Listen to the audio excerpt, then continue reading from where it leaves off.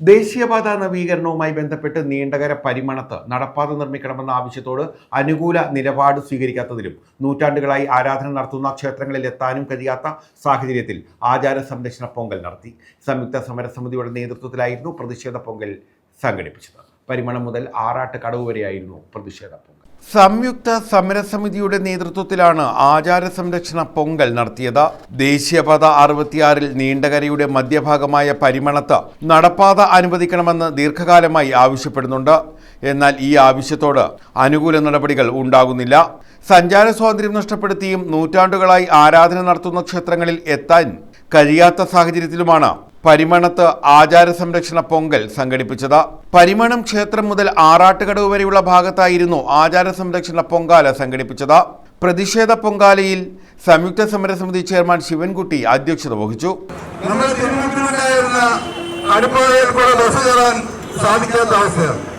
അതുപോലെ ഈ ഉണ്ടാക്കിയിരിക്കുന്ന പല അടിപ്പാതകളും ബസ് കയറി ഇറങ്ങുന്ന അവസ്ഥയിലേക്ക് വരുമ്പോഴേക്ക് വളരെ അപകടകരമായ രീതിയിലേക്ക് മാറാൻ പോവുകയാണ്.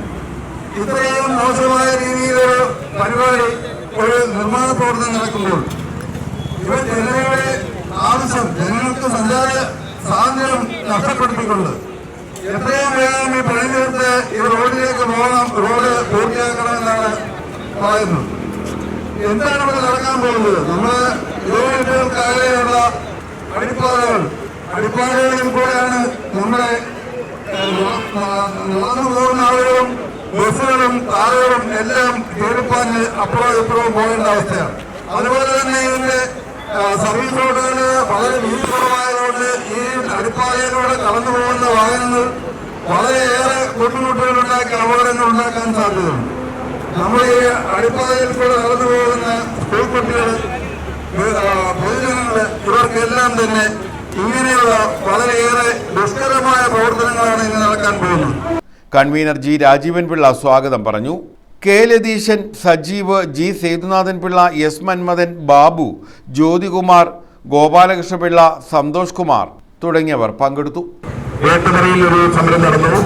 3 പഞ്ചായത്തുകൾ കിഴക്കോട്ട് പോകേണ്ട ഒരു പ്രദേശം എന്നുള്ള നിലയിൽ സെന്റ് ആക്ടസിന് മുന്നിൽ വരാത്തതുകൊണ്ട് അവിടെ അതിശക്തമായ ഒരു സമരം നടക്കുകയുണ്ട്. അതിനേക്കാൾ മുൻപെയാണ് നമ്മൾ പരിമണത്തെ സമരം ആരംഭിച്ചത്.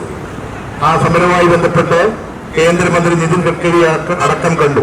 നമ്മുടെ ക്ഷേത്രത്തിനെ സംബന്ധിച്ചിടത്തോളം അതിപുരാതനമായ ഒരു ക്ഷേത്രമാണ്. അതിന്റെ ആറാട്ട് കടലിലാണ് നടക്കുന്നത്.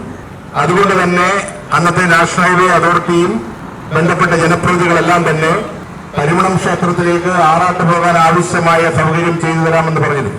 അതിന്റെ ഭാഗമായി പടിഞ്ഞാറ് സൈഡ് കോൺക്രീറ്റ് ചെയ്തപ്പോൾ നമ്മൾ തടയുകയുണ്ടായി. എങ്കിൽ നമുക്ക് ഈ അടിപ്പാത അല്ലെങ്കിൽ ഒരു നടപ്പാതയെങ്കിലും നമുക്ക് ആറാട്ടിന് പോകുവാൻ അനുവദിക്കുമെന്നുള്ള പ്രതീക്ഷയായിരുന്നു നമുക്കുണ്ടായിരുന്നത്.